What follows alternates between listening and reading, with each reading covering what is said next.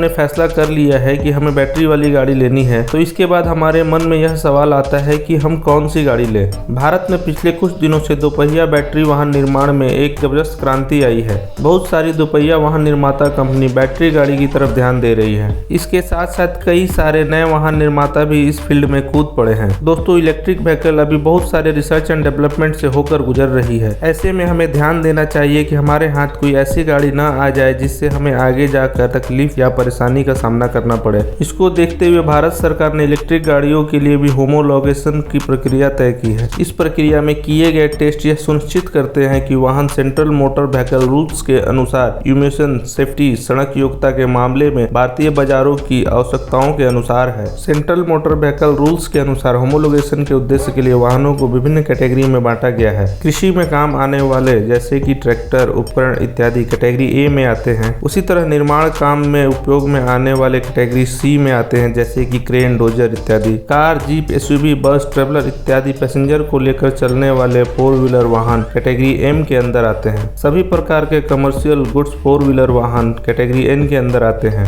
उसी तरह हमारे दोपहिया वाहन कैटेगरी एल के अंदर आते हैं। हम केवल 2 व्हीलर इलेक्ट्रिक वाहन के बारे में ही बात करेंगे जो कि CL कैटेगरी के अंदर आती है, जैसे कि पूरी तरह डिजाइन किया गया नया इलेक्ट्रिक व्हीकल, या फिर पार्शली इंपोर्ट किया गया इलेक्ट्रिक व्हीकल, या पूरी तरह से इंपोर्ट किया गया इलेक्ट्रिक व्हीकल, या फिर पुराने व्हीकल के लिए कन्वर्जन किट इसी कैटेगरी के अंदर आते हैं। अब इसकी भी कुछ अपनी डिविजन्स या सब कैटेगरीज हैं, जिसमें सबसे पहला है कैटेगरी 250 वाट की। यह कैटेगरी केवल इलेक्ट्रिक 2 व्हीलर व्हीकल्स के लिए ही है। इसमें वाहन की अधिकतम स्पीड 25 किलोमीटर प्रति घंटा से अधिक नहीं होनी चाहिए और मोटर का पावर 250 वाट से अधिक नहीं होना चाहिए। वाहन का वजन भी बिना बैटरी के 60 किलो के अंदर ही होना चाहिए। इस श्रेणी की इलेक्ट्रिक दोपहिया वाहन को चलाने के लिए किसी तरह के रजिस्ट्रेशन नंबर की आवश्यकता नहीं पड़ती है और इसके लिए कोई ड्राइविंग लाइसेंस की भी आवश्यकता नहीं पड़ती है। आगे दूसरी कैटेगरी है L1। इस कैटेगरी में ऐसे दोपहिया वाहन आते हैं जिसकी अधिकतम गति 45 किलोमीटर प्रति घंटा से अधिक नहीं हो और मोटर पावर 500 वाट से अधिक नहीं हो।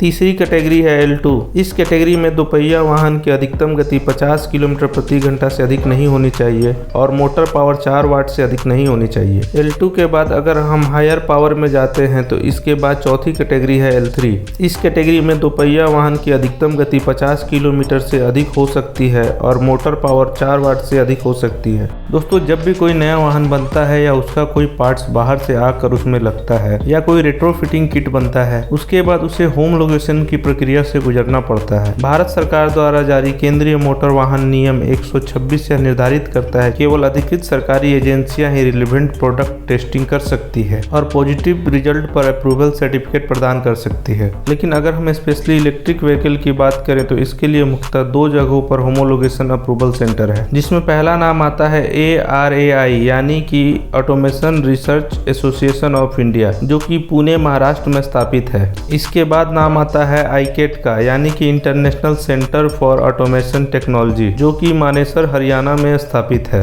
यह दोनों automotive testing and R&D centre है जिसका अप्रूवल के बिना कोई भी इलेक्ट्रिक 2 व्हीलर रजिस्टर्ड नहीं हो सकती। कुछ इलेक्ट्रिकल 2 व्हीलर में रजिस्ट्रेशन की आवश्यकता नहीं होती। इस बात का लाभ उठाकर कुछ मैन्युफैक्चरर बगैर अप्रूवल के 2 व्हीलर बेच सकते हैं। बहुत सारी कंपनियां आपके पुराने बाइक या स्कूटर के लिए इलेक्ट्रिक बाइक या इलेक्ट्रिक स्कूटर में कन्वर्जन करने के नाम पर बिना अप्रूव्ड किट भी बेच सकते हैं, जिससे आपको भविष्य में कई सारी परेशानियों का सामना करना पड़ सकता है और आपकी सुरक्षा भी खतरे में पड़ सकती है। इलेक्ट्रिक 2 व्हीलर लेते समय मुख्य रूप से कुछ बातों का ध्यान देना चाहिए, जैसे कि गाड़ी का अप्रूवल, बैटरी का अप्रूवल, बैटरी का प्रकार, बैटरी और मोटर का पावर, बैटरी बैकअप क्या है, बैटरी चार्जिंग का समय क्या है, बैटरी और मोटर का फ्री रिप्लेसमेंट कितने समय का है, बैटरी और मोटर की वारंटी कितने समय की है और कितने किलोमीटर की है। सामान्य पेट्रोल से चलने वाले बाइक या स्कूटर का मैकेनिक हमें आसानी से हर जगह मिल जाते हैं, परंतु इलेक्ट्रिक वाहन या स्कूटर का मैकेनिक अभी बाहर में नहीं मिल पाते।